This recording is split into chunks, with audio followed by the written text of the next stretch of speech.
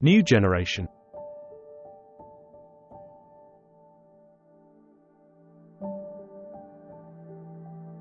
The other day, I called a company's call center to request a service. After the usual welcome greeting, they began to mention the next generation customer service experience. If I weren't familiar with the world of marketing, I would have been wary upon hearing this phrase, wondering, now, what's going to happen? It's not a pleasant customer experience beginning for outsiders to this world when the first words they hear from a call center they call for a simple request to phrases like next generation and customer experience. Terms that sound appealing when penned down in an office setting often don't mean much to consumers in the real world. Language is crucial. The words we use not only shape our realm of meaning and carry the message we want to convey but also send important signals about the nature of the relationship we establish with the person or groups we communicate with.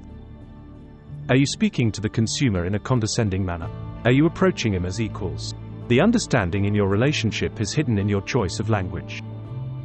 When communicating with consumers, using trendy or ornate words from the marketing world, or jargon related to your business and product, may not create the positive impact you expect. On the contrary, you might push the customer away. Furthermore, overusing and draining the essence of terms like next generation, which is slapped onto just about any product or service these days, can speed up the process of alienating potential customers who are likely to hear such usage more often. When discussing the language of call centers, it's impossible to overlook their linguistic crimes. There are famous language blunders in these centers that almost all of us have smiled politely at or frequently made fun of on platforms like Twitter.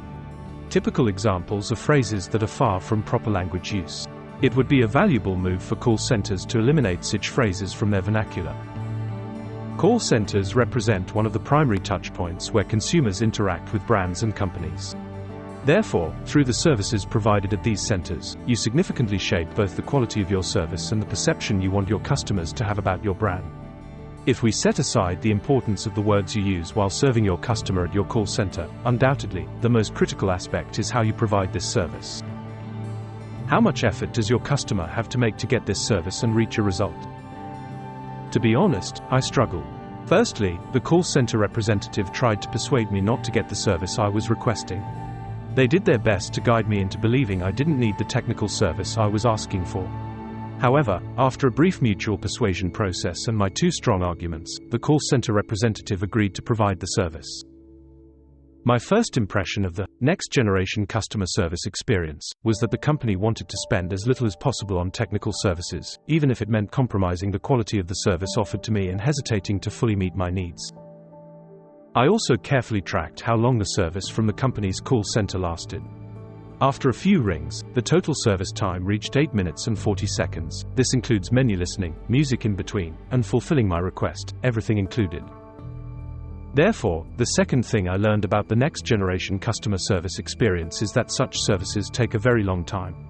One can't help but think after hanging up the phone, classics are good, there's not always a need for next-generation stuff.